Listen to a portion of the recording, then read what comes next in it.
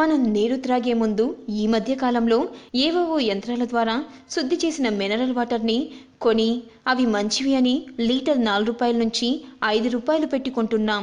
Kinley లాంటి పెద్ద వ్యాపార సంస్థలు లీటర్ డబ్బా 20 రూపాయలు అమ్ముతున్నారు.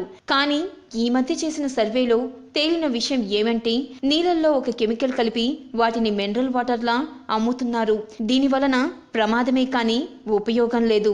రోగాలని కొనుక్కొని తెచ్చుకుంటున్నారు.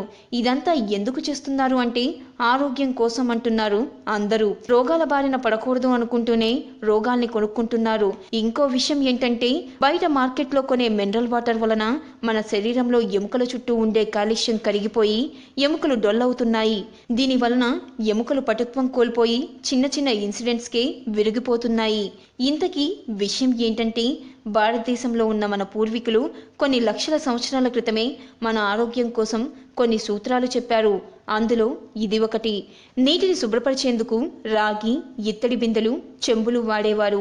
వీటిని వాడటం వలన నీటిలో ఉండే సూక్ష్మక్రిములు చనిపోతాయి.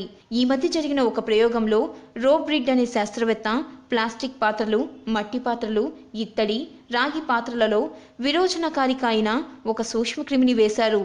దీనిని 24 గంటల తర్వాత పరిశీలించగా ఇత్తడి, రాగి పాత్రలలో వేసిన క్రిముల శాతం తగ్గింది. మరలా 48 గంటల తర్వాత పరిశీలించగా రాగి మరియు ఇత్తడి పాత్రలో క్రిములు 99% నశించిపోయాయి. కానీ ప్లాస్టిక్ పాత్రలో వేసిన క్రిమి 24 గంటలకు రెట్టింపయింది. 48 గంటలకు దానికి రెట్టింపయిందని కనుగొన్నారు. ఈ మధ్య కాలంలో అనేక బహుళ అంతస్తుల హోటల్లో రాగి పాత్రలు వాడటం గమనార్హం. ఎందుకంటే వారి కస్టమర్స్ ఆరోగ్యం వారికి ముఖ్యం కదా. కనుక రాగి, ఇత్తడి పాత్రలను వాడండి, ఆరోగ్యాన్ని కాపాడుకోండి. యూస్ఫుల్ ఇన్ఫర్మేషన్ కాబట్టి దీనిని మిగతా వారికి తెలియజేయండి. Like and subscribe Eagle Media Works.